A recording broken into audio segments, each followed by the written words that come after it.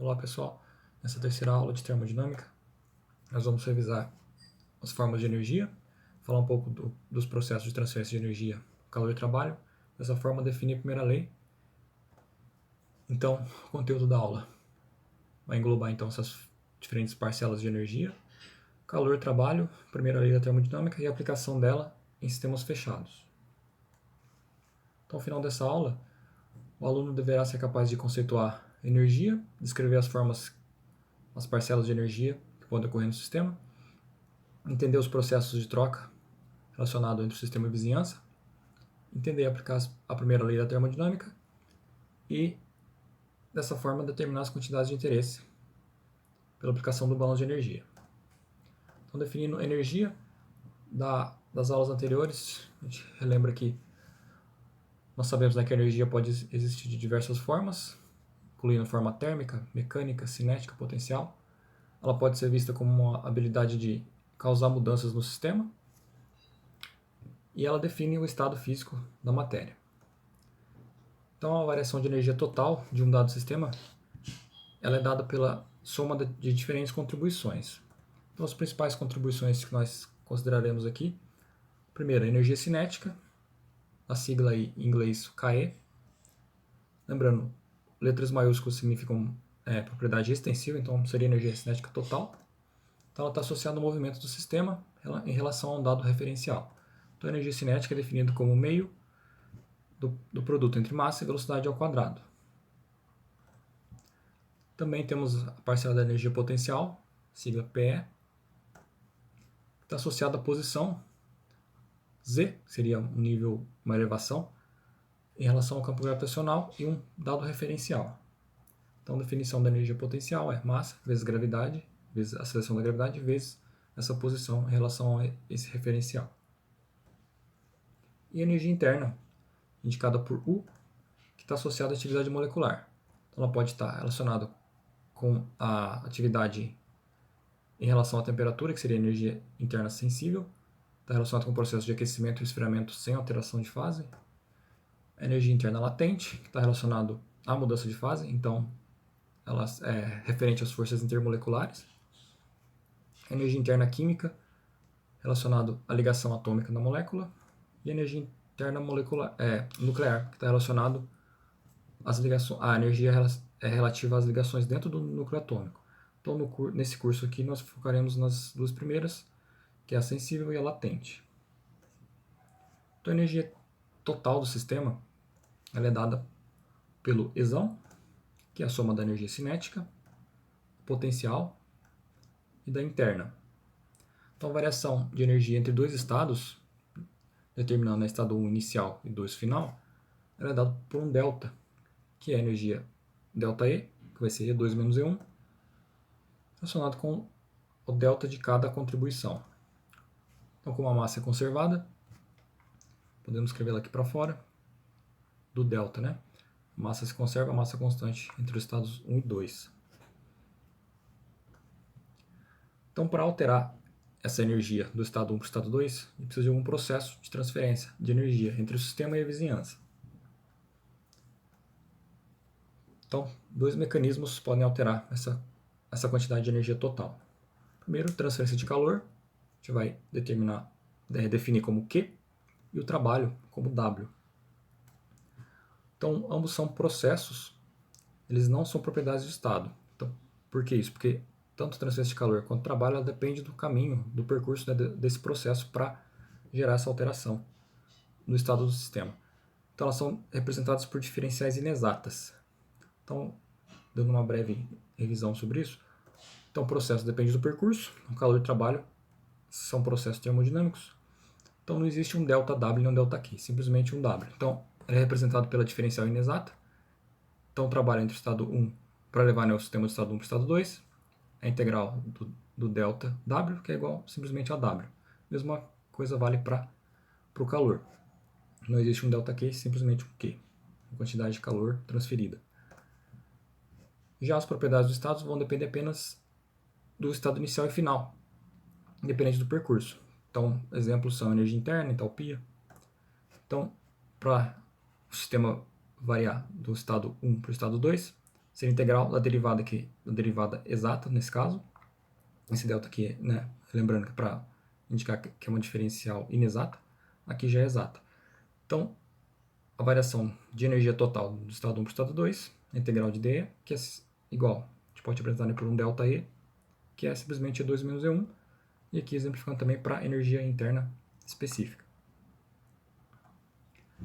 Então, focando nos processos, começando com transferência de calor. Transferência de calor, então, todo o processo de transferência de energia que ocorre exclusivamente por diferença de temperatura. Então, ele pode ocorrer por 3 mecanismos: condução, convecção e radiação, que é abordado lá no último tópico do curso, na terceira parte, em detalhes. Nesse momento, nós trabalharemos apenas com os valores totais de transferência de calor. Convenção de sinais é importante. Quando o calor é positivo, o calor está sendo transferido para o sistema, ou seja, está sendo aquecido. E o calor menor que zero, calor transferido do sistema. Está sendo retirado do sistema e transferido para a vizinhança. Por exemplo, uma dissipação de calor em um equipamento. Trabalho é definido como processo de transferência de energia por qualquer tipo de processo que não seja por diferença de temperatura. Então pode ser trabalho mecânico, trabalho elétrico. E a convenção de sinais. O trabalho vai ser positivo quando ele é realizado pelo sistema. E o trabalho vai ser negativo quando ele é realizado sobre o sistema. Ou seja, na vizinhança realiza trabalho sobre o sistema. Por exemplo, o trabalho de compressão. Então, na mecânica, o trabalho é definido como produto escalar entre força e deslocamento por uma trajetória ds. Então, do trabalho entre o estado 1 e o estado 2, fica delta W, que é igual a W, então, substituindo aqui, né, força pelo deslocamento. Então, a partir dessa definição, a gente pode derivar o trabalho de compressão e expansão de uma fronteira móvel, que é bastante utilizado aqui em sistemas fechados, nessa parte inicial do curso. Então, considerar o arranjo mostrado aqui, que é o cilindro pistão. Lembrando que aqui essa superfície de controle, né, essa fronteira aqui, ela é fixa. Já o pistão é móvel e aqui o fluido contênue seria nosso sistema. Então, no estado 1, a gente tem um líquido, um fluido ali no estado comprimido, ou no estado inicial, né? Então, o sistema vai receber calor da vizinhança. Se ele recebe calor, o fluido vai ter um aumento no volume específico, vai se expandindo. Então, no estado 2, o que vai acontecer? O fluido expandiu, ele vai gerar uma pressão aqui sobre a fronteira móvel que vai se movimentar, seguindo a expansão do gás. Então, idealmente, a gente pode trabalhar com aquela consideração do processo quase estático. Dessa forma, como se a expansão ocorresse lentamente, e o processo pode ser tratado como isobárico, pressão constante devido então a essa expansão pela fronteira móvel. Nessas condições, trabalho mecânico já definido, né? Entre o estado 1 e o estado 2, força vezes deslocamento. Como a pressão é definida como força por área, força normal atuando na área, pode reescrever a força como pressão vezes área.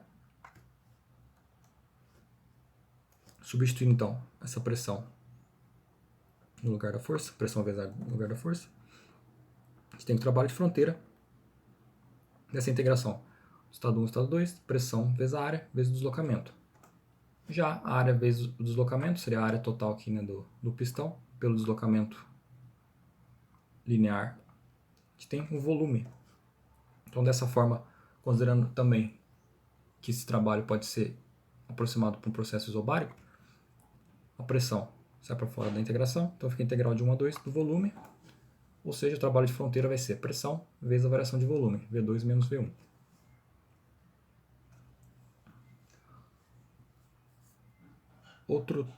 Outra definição importante é a taxa de trabalho, ou também conhecida como potência. Aqui, então, as variáveis que apresentam esse pontinho em cima, elas representam taxas, então é a quantidade da grandeza física por unidade de tempo. Por exemplo, aqui, a unidade de energia joule, joule por segundo, que é igual a watts. Então, sempre que tiver um pontinho em cima da variável, é uma taxa. Então, A potência, né, a taxa de trabalho, simplesmente a taxa de transferência de energia devido ao trabalho. E ela é dada pelo produto da força, pela velocidade no ponto de aplicação da força. Então fica força vezes velocidade. Isso é importante para sistemas com escoamento. A gente vai utilizar ainda nessa aula para reescrever nessa aula não, na próxima aula, reescrever a primeira lei para sistemas com escoamento. Entrando então na primeira lei da termodinâmica, já que definimos as parcelas de energia e os processos de transferência de energia. Então, a primeira lei pode ser obtida a partir do balanço de energia. Então, a variação da quantidade de energia contida no sistema durante um intervalo de tempo é igual à quantidade líquida de energia transferida para o sistema por transferência de calor durante esse mesmo intervalo de tempo. Então, aqui, pela convenção, é transferida para o sistema menos a quantidade líquida de energia transferida do sistema por trabalho. Então, pela convenção de trabalho, quando o trabalho é feito do sistema, ele fica negativo, para entrar aqui no balanço. Então, tem matematicamente, né, o ΔE igual ao Q menos o trabalho. Então, variação de energia vai ser um saldo entre calor transferido e trabalho realizado. Aqui, no caso, quantidade de energia em joule. Pode escrever o mesmo balanço agora na forma em relação ao tempo, né, no instante t, que seria uma variação ΔE por ΔT igual a taxa de calor menos a taxa de trabalho, ou seja, a potência. Nesse caso aqui, as dimensões, né, energia por tempo, um SI, por exemplo, joules por segundo ou watts. Então, portanto, temos ΔE igual a Q menos W. Relembrando que o ΔE pode ser separado nas parcelas de energia interna, energia cinética e energia potencial. Então, a primeira lei da termodinâmica nos relaciona, né, a variação de energia total do sistema com os processos de transferência de energia, sendo que do lado esquerdo, dessa forma que está escrita, temos as propriedades do sistema, que são as propriedades de estado, e do lado direito, os processos termodinâmicos que geram essa alteração. Então aqui vamos entrar nos exercícios que tem aplicação então, das leis termodinâmicas junto com as propriedades vistas nas aulas anteriores. Então, para entrar aqui, é bom fazer uma revisão da metodologia que normalmente as referências trazem aqui como um padrão para sistematizar e evitar minimizar os erros na hora de montar o exercício. Então, primeiro, teremos que definir e descrever da nossa forma, né, o problema, o que está sendo pedido, o que foi informado. Depois, esboçar um diagrama, sempre interessante, para ficar mais visual o que está sendo pedido. Listar as propriedades necessárias, as hipóteses, considerações e as leis físicas, né, seria o modelo matemático. Aqui o passo 3 e o passo 4 podem ser feitos de forma conjunta. Fazer também os cálculos e obter a solução. No final, analisar, bom sempre dar uma verificada nos cálculos, também nas considerações e discutir se o resultado faz sentido. Importante, atenção nas unidades, verificar sempre a validade dessas hipóteses utilizadas e fazer de modo organizado para não se perder no meio do exercício. Então fiz um diagrama aqui, fluxograma, para ser aplicado nesses problemas termodinâmicos. Então primeiro nós teremos as informações. Com essas informações conseguimos definir algumas hipóteses. Dessa forma a gente consegue definir o sistema, o volume de controle e o processo termodinâmico que aquele sistema está passando. Dessa forma a gente consegue definir o estado inicial ou final, no caso de sistemas fechados, ou para sistemas abertos na entrada e saída, já que vai ter vazão. Com isso, conseguimos esboçar o processo no diagrama, para entender melhor visualmente também o que está ocorrendo. Nesse ponto, já teremos ideia de quais são as propriedades necessárias, então obter lá das tabelas gráficas ou até mesmo equações, entalpia, volume específico, o que for necessário para a resolução. Aplicar então a primeira lei da termodinâmica, que seria o balanço de energia. Realizar os cálculos e analisar os resultados obtidos, se eles estão coerentes. Dessa forma, então, vamos exemplificar aqui no exercício 1.2. Então temos aqui um dispositivo cilindro-pistão, que tem inicialmente 50 litros de água líquida a 40 graus, 200 kPa. Daí calor é transferido para a água, a pressão constante, até que todo o líquido seja evaporado. Daí pede-se, né, qual a massa de água, temperatura final e a variação total de entalpia. Então, a gente precisa determinar a massa, a temperatura final e a variação de entalpia. Então, isso seria o que é necessário para determinar, seria a nossa definição do problema. Então, definições agora em relação às hipóteses e ao processo. O sistema é fechado e tem uma fronteira móvel, já que é um arranjo cilindro-pistão. O processo seria transferência de calor a pressão constante, portanto, processo isobárico. Estados. No início foi informado, né, água líquida 40 graus 200 kPa. No final, vapor saturado, já que toda água líquida será vaporizada. Voltando um pouco aqui no enunciado, que, né, todo líquido seja vaporizado. Então, nesse caso, a gente quer obter vapor saturado ao final do processo. E o dado adicional, volume total inicial de 50 litros. Então, esboçando aqui no estado 1, temos o arranjo cilindro-pistão, 50 litros de água líquida, pressão 2 bar, 2 kPa é igual a 2 bar na conversão. Não, a gente não tem a massa 1, não foi informado. Estado 2 tem a adição de calor, vai ser formado então o vapor d'água saturado. Vai ter um volume 2 diferente do volume inicial de 50 litros, já que a água líquida é expandida, né, quando ela é vaporizada. Que importante, no final, a pressão 2 é igual a pressão 1, que é 2 bar, já que o processo é isobárico. E a massa 2, sabemos que pela conservação de massa, a massa 2 tem que ser igual a massa 1. Vou chamar simplesmente de M. O que ocorre, então, se a gente fosse esboçar aqui um diagrama de temperatura volume específico. A gente tem água líquida, comprimida, então a gente está aqui do lado esquerdo do diagrama. Então ela está, a gente vai depois confirmar, mas como foi informada água líquida 40 graus Celsius, 200 kPa, a gente imagina que esteja na condição comprimida. Já que a temperatura está baixa e a pressão está alta. Então ela está no ponto, então ela vai sofrer primeiro um aquecimento por calor sensível até o ponto de saturação. Atingindo a saturação, ela é transformada em vapor até atingir o estado 2, que seria o vapor saturado. Então, determinando as propriedades, água líquida 40 graus Celsius, 200 kPa.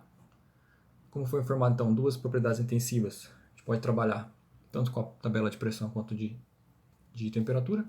Utilizando a de pressão, convertendo aqui, né, 200 kPa, 2 bar. Então, pela tabela 3 do anexo, a 2 bar, a temperatura de saturação é 120 graus, 120,2 graus Celsius. Então, como T1 está abaixo da temperatura de saturação para essa pressão, a gente tem líquido subresfriado, como a gente tinha ali estimado de início. Então, está correta. Então, no estado 1, líquido subresfriado. Como é líquido subresfriado, a gente pode aproximar o volume específico, a entalpia, como a entalpia da água saturada, do líquido saturado a 40 graus. Então aqui pela tabela de água agora, 40 graus, temos aqui o volume específico do líquido saturado e a entalpia do líquido saturado.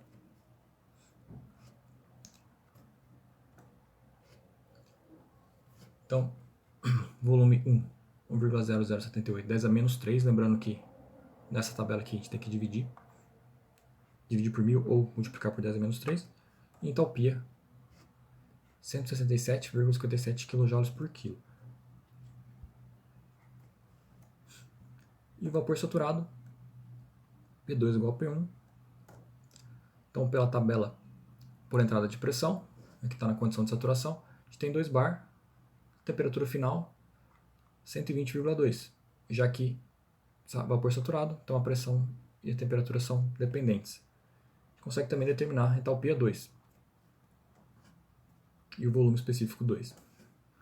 Então, o volume específico 2, 0,800 0,8857 metros cúbicos por quilo e entalpia 2.706,7 kJ por quilo.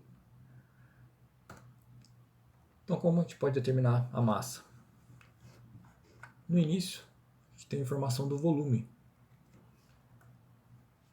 E a gente tem também as propriedades obtidas, né? O volume e a entalpia. Pela definição, a gente sabe que o volume específico, uma propriedade específica qualquer, né, na verdade, é a propriedade total extensiva dividida pela massa. Então, como a gente consegue determinar o volume específico no início e tem o volume total inicial, a gente consegue, então, determinar a massa através dessa informação. Ou seja, a gente tem aqui que a massa vai ser volume total 1 pelo volume específico 1. O volume total 1 é 50 litros, 10 a menos 3 para converter para metro cúbico. Lembrando que 1 metro cúbico são 1.000 litros. E dividido pelo volume específico determinado pela tabela. Fazendo o cálculo, a gente tem 49,61 kg de água no sistema. A temperatura 2, como temos vapor saturado, na condição de saturação, então, só a informação da pressão já é suficiente para determinar todas as outras. Então, pela entrada de pressão, a 2 bar, a gente viu que a temperatura de saturação é 120,2. Portanto, a temperatura final do processo é 120,2 graus Celsius. E a letra C é pedido, então, a variação de entalpia total do sistema. Então, a variação de entalpia é dada por propriedade extensiva, né? É a intensiva multiplicado pela massa. Então, a massa foi fornecida, o ΔH a gente conseguiu já identificando os estados. Então, abrindo fica massa, H2 menos H1, das propriedades obtidas para o estado 1 e 2, e do item A, a massa determinada, a gente consegue determinar então a variação de entalpia do sistema. Dá 125.966,24 kJ, aproximadamente 126 MJ. ΔH deu positivo, já que o calor é adicionado ao sistema, então concordando com a convenção utilizada. Como comentários finais desse exercício aqui, veja que a quantidade de energia necessária para evaporar uma massa relativamente pequena de água, né, em torno de 50 kg, a quantidade de energia é muito alta, em torno de 126 MJ. Isso porque o calor latente de vaporização da água é bem alto, na ordem de 2 a 3.000 kJ por quilo. Vocês podem conferir isso aí na tabela. Então, dessa forma, processos que vão envolver essa geração de vapor, eles precisam normalmente de energias externas que forneçam quantidade de calor necessária. Por exemplo, as caldeiras de geração de vapor, elas queimam combustível para fornecer essa energia térmica, então gerar o vapor que é utilizado em outras partes do processo. Dessa forma, o isolamento térmico, utilizado para minimizar a dissipação de calor, né, a perda de calor do equipamento para o ambiente, é fundamental para viabilizar o processo economicamente. A gente vai ver isso também no decorrer do curso, inclusive lá em transferência de calor, como que determina, por exemplo, uma espessura mínima de isolamento para um equipamento, para um tubo, uma tubulação, por exemplo. Então, por essa aula, é isso. Na próxima a gente já entra vai estender a primeira lei da termodinâmica para sistemas com escoamento. Então, até mais.